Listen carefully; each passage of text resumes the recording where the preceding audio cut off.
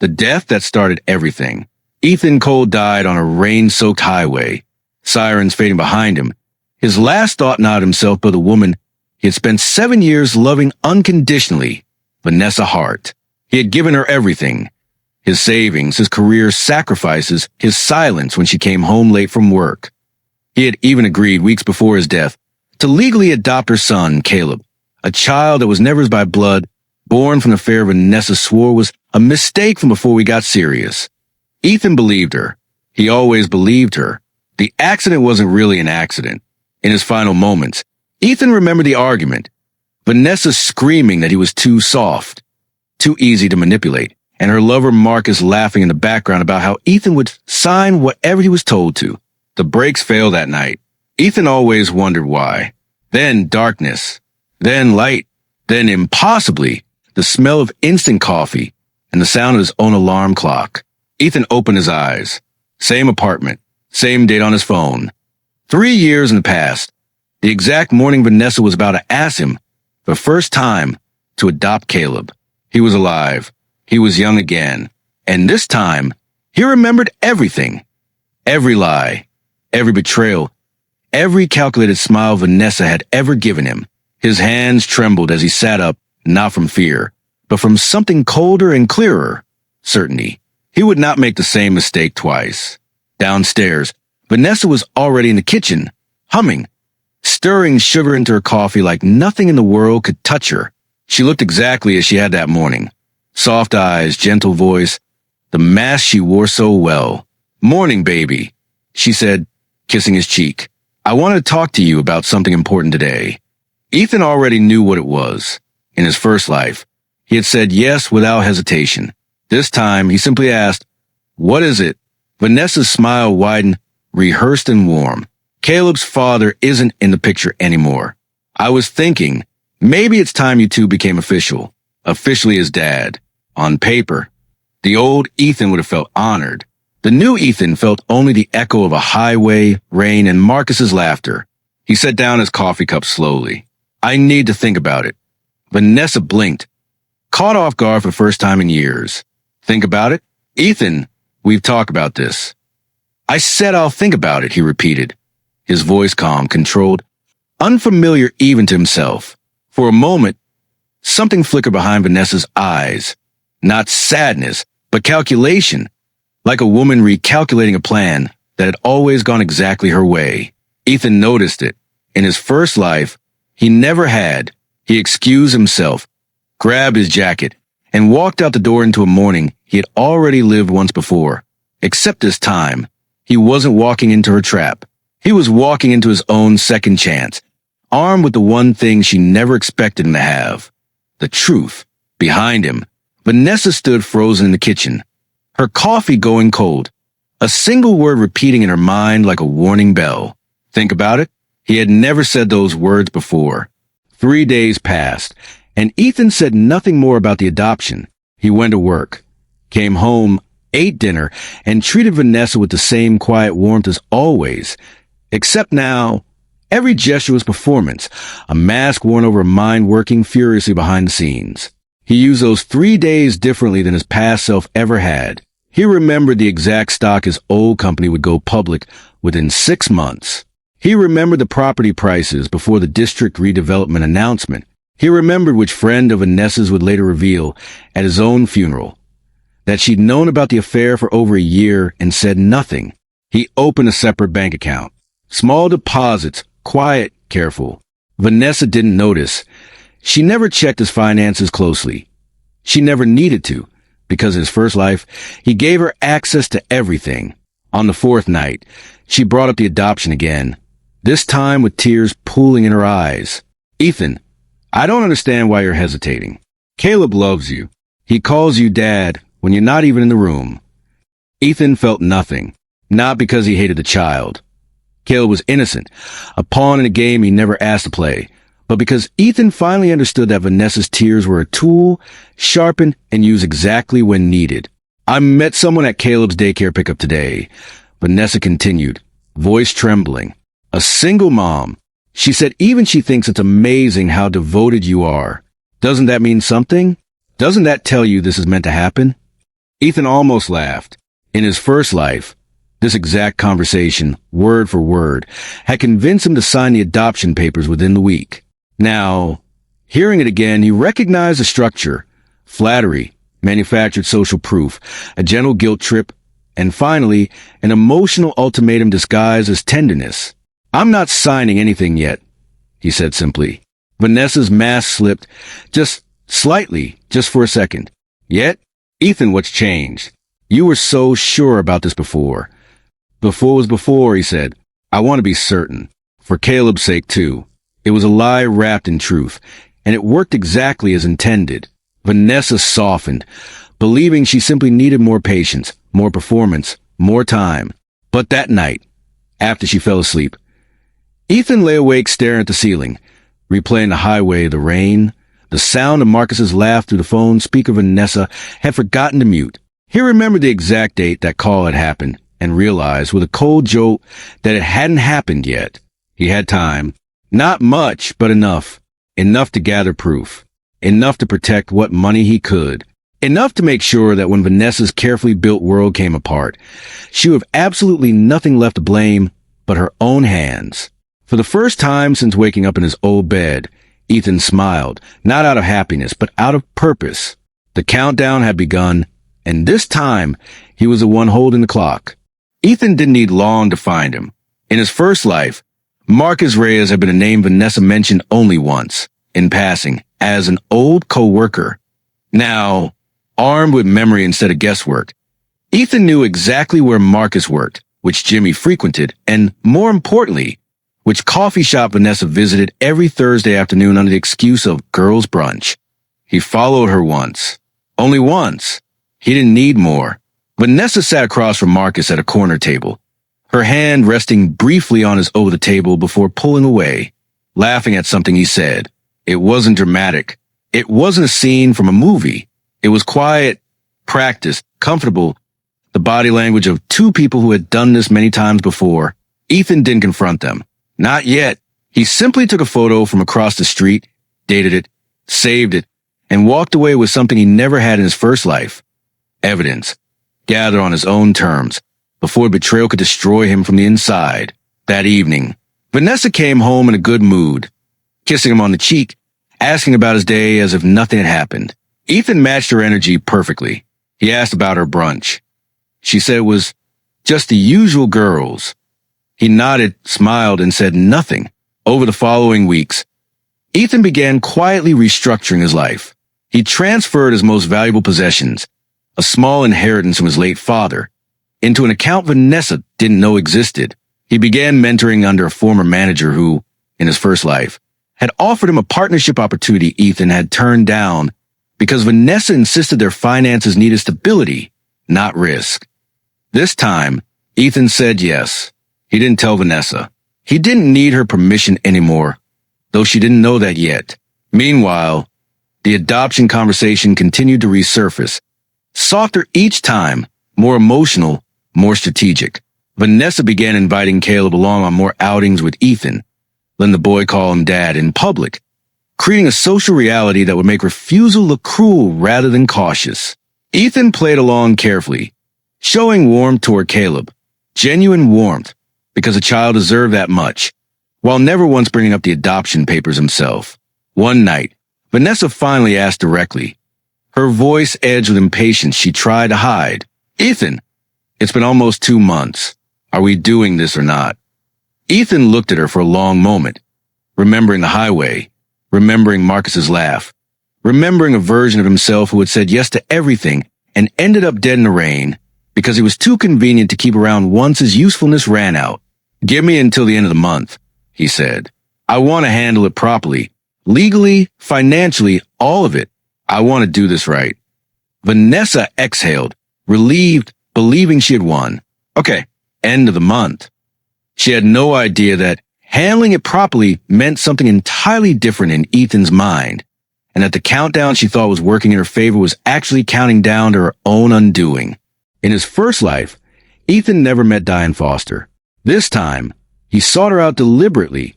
A sharp, no-nonsense family lawyer his old business partner had once recommended, years too late to matter back then. He told her everything. The adoption pressure, the affair he'd photographed, the finances he was quietly protecting. Diane listened without judgment, the way professionals do when they've heard every version of this story before. You're not obligated to adopt anyone, she said plainly.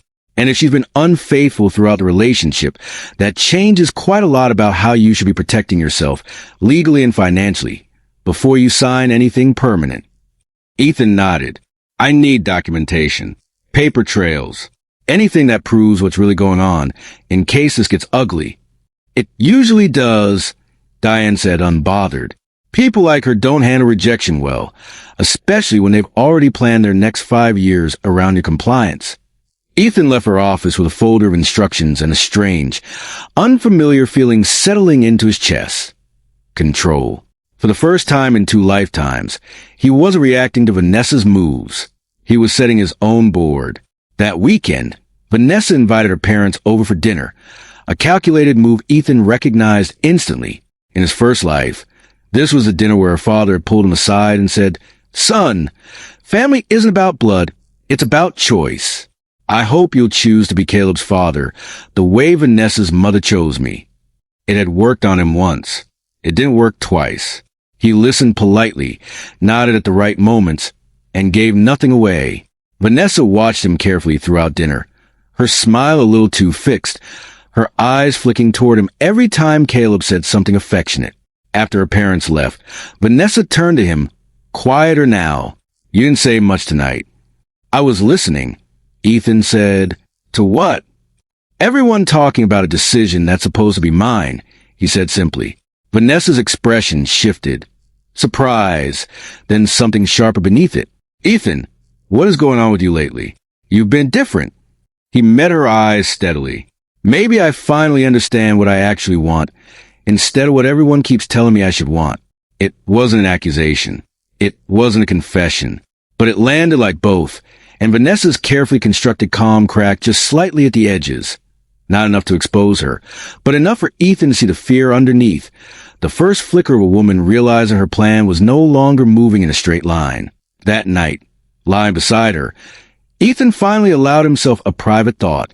"You had no idea what convenient meant until you met the version of me who remembers everything." The end of the month was approaching, and so was the moment Vanessa least expected. The moment Ethan would say no, not out of cruelty, but out of a truth she had spent years hiding from him. The end of the month arrived on a Sunday morning, sunlight cutting cleanly through the kitchen blinds. Vanessa had planned the day carefully. A family brunch with Caleb, a photographer just happening to be at the park nearby, and, waiting on the counter, a folder of adoption paperwork already filled out with everything except Ethan's signature. She placed it in front of him with a soft smile. "I figured I'd make it easy. Everything's ready. All you have to do is sign." Ethan looked at the folder for a long moment, then looked up at her. "I'm not going to sign this." The silence that followed was absolute. Even Caleb, playing quietly in the next room, seemed to sense something shift in the air. "What?" Vanessa's voice came out smaller than she intended. "I'm not adopting Caleb," Ethan repeated, calm and clear. "Not today, not next month, not ever, under these circumstances." Vanessa's face cycled through disbelief, hurt, and something colder beneath it. "Ethan, we talked about this. You said you'd handle it properly." "I did handle it properly," he said. "I looked into everything. My finances, my future, my relationship, all of it. And I know about Marcus." The name landed like a slap. Vanessa's mouth opened, closed, open again, searching for a denial that wouldn't come easily. That's not, Ethan. That was over a long time ago. It doesn't mean..." "It's not over," Ethan said quietly. "I have photos from 3 weeks ago. I have dates. I have everything I need to know exactly what kind of family I almost signed my name to." Vanessa's carefully built composure shattered completely. "You've been spying on me?" "I've been protecting myself," Ethan corrected. "For once." Tears came fast and real or performed. Ethan no longer cared to distinguish. "Ethan, please, I made a mistake, one mistake, and I spent every day since trying to build something real with you, something stable for Caleb." "You built something convenient," Ethan said. A safety net in case Marcus never left his wife. A backup father for your son. A man who wouldn't ask too many questions as long as you smiled at him enough. That's not fair. Neither was the last 3 years, Ethan said, and for the first time, his voice carried an edge sharp enough to silence her. I'm done being fair to someone who has never faired me. He stood, leaving the unsigned folder on the counter between them like a verdict. Vanessa grabbed his arm, panic breaking through her carefully maintained mask. Ethan, wait. We can fix this. We can talk about this. Please don't just walk away.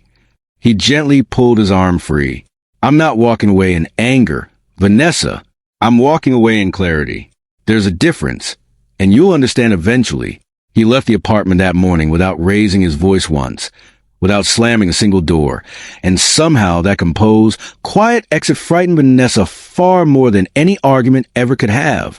News like this doesn't stay quiet for long, and Vanessa's world began fraying at the seams faster than she anticipated. Her mother called first, confused and worried, having heard secondhand from a mutual friend that Ethan had walked out. Her father called next, his voice heavy with disappointment he directed, unfairly, entirely at Ethan. But the real unraveling began 3 days later, when Marcus's wife filed for divorce, citing, among other things, a string of messages between her husband and a woman named Vanessa Hart, messages that had apparently existed for over a year. Vanessa's carefully separated worlds collided at last. Marcus, cornered and desperate to save what remained of his own reputation, denied everything publicly, distancing himself from Vanessa entirely, leaving her exposed and humiliated in front of the same social circle who once admired her perfect little family. Ethan heard about it through a mutual acquaintance, feeling nothing close to satisfaction, only a quiet, grim confirmation of everything he already knew was coming. Meanwhile, his own life expanded in directions his first timeline never allowed. The partnership he'd accepted began generating returns faster than expected. The inheritance he'd quietly protected grew, untouched by shared accounts or joint decisions.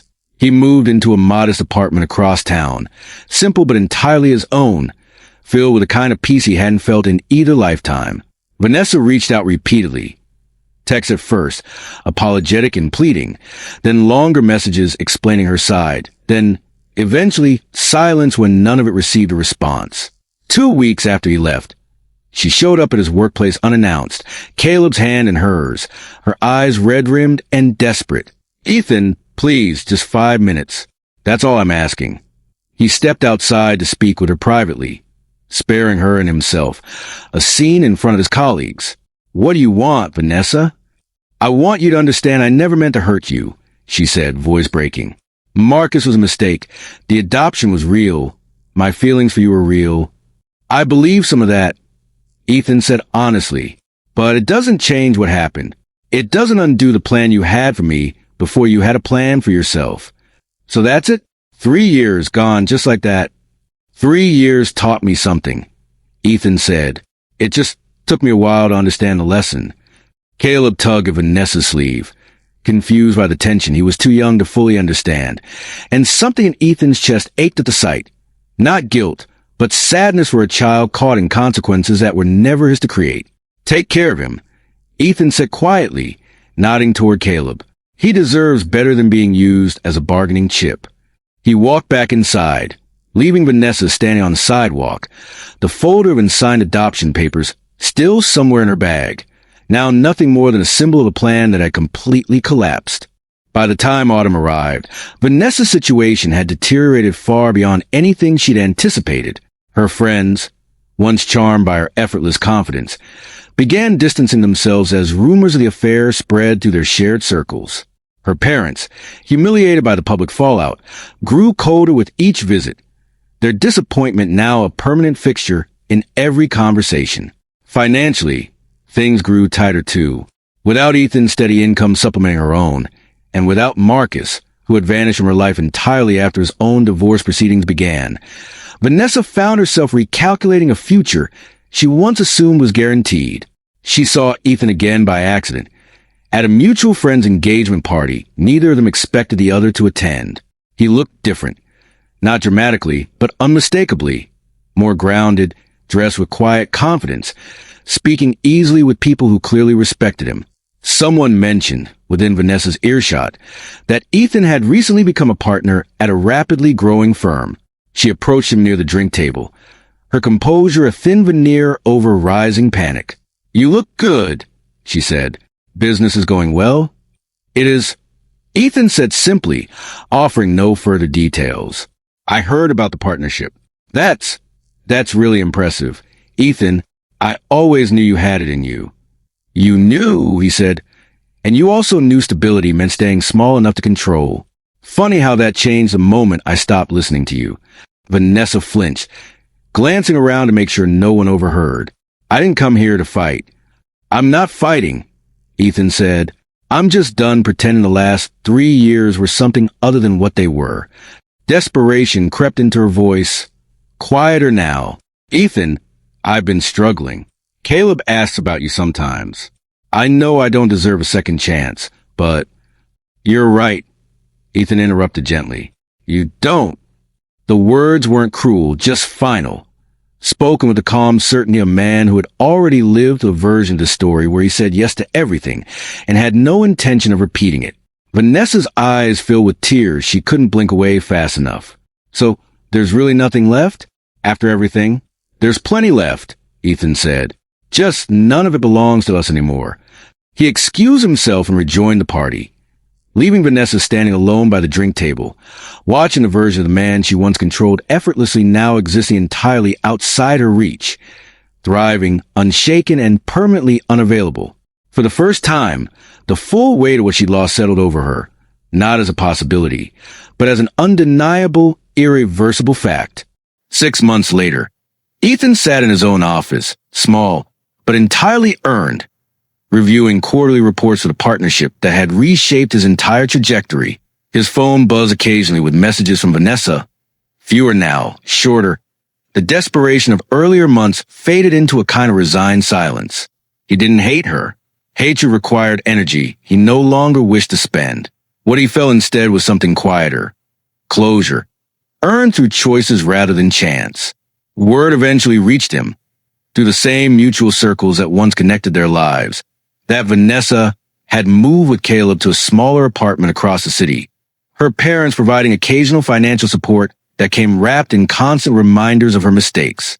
Marcus never resurfaced. The engagement she'd once assumed was inevitable simply evaporated into a lesson she alone had to carry. Ethan, meanwhile, built a life defined by clarity rather than performance. He dated occasionally, cautiously, never rushing toward commitment the way his old self once had.